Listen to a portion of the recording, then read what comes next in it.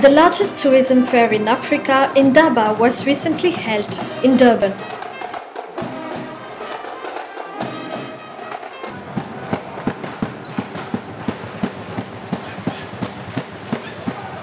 Riding on a strong growth in tourist arrivals in 2016, South African President Jacob Zuma inaugurated INDABA, urging other African nations to leverage the tourism potential from source markets such as India.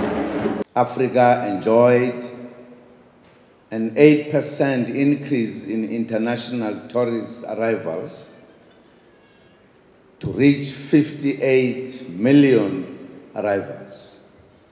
This means that Africa is growing at twice the rate of the global average.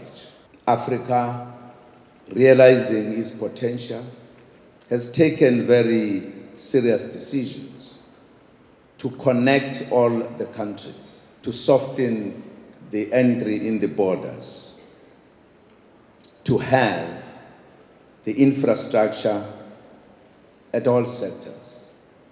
Last year, South Africa Tourism identified India as a focus country for the promotion of tourism to South Africa. South Africa generally is a melting pot of cultures.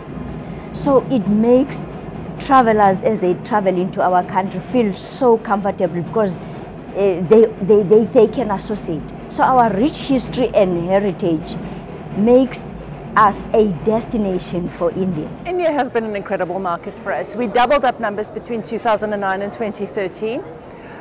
We lost airlift, we had a bit of a visa backlog in 2014, so we did lose a little bit of ground, but 2016 was our best year ever in India. We were up 21% on the year before.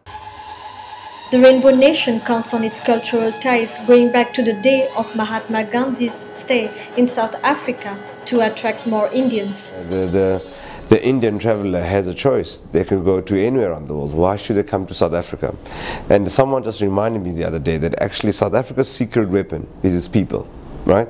And, you know, it's people, how we bring ourselves up, you know, understanding who we are, history, culture becomes important because people are also looking for authentic experiences. What moves them? Because we have, I think, the largest Indian population in South Africa. So when Indians come from India to South Africa, they feel so homely because they would even find their food. And today in South Africa, you will not find a restaurant that does not have vegetarian food on the menu. It is freely available, whether you're in a metro city, whether you're in a tier 3 city, you're going to find vegetarian food at any of the restaurants. The booming demand has led to other challenges, as long delays in issuing of visas and further growth is also hampered due to the withdrawal of a direct flight connection by South African Airways. Connectivity can be a challenge when there are no direct flights. You got to hop a couple of times basically, and things like a visa regime as an example, trying to sort those out that we get across. Direct flights is always a big thing, I think, for any tourism board. Talking for a partnership now with Rwanda. Rwanda Air is just flying into South Africa at a massively good rate. I mean, you're talking Bombay over Kigali into Johannesburg for less than 25,000 INR, including taxes. South Africa also remains vulnerable to incidents that happen in other African nations, even if far away from its borders, such as the Ebola epidemic that hit Western Africa last year. Ebola, for example, 4,500 miles away from South Africa with no direct airlift, and we get cancellations. I mean, from Delhi you were closer to Rome than what we were to the Ebola outbreak, and yet people were just going, oh, it's in Africa.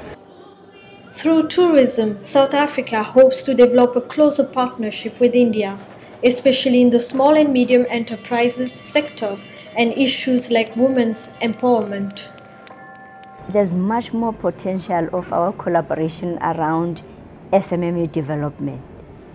That's what sustains a lot of businesses there. Number two, women are at the forefront in terms of business. We want to tap into that. We want to learn more. We want to partner more with women coming from that market.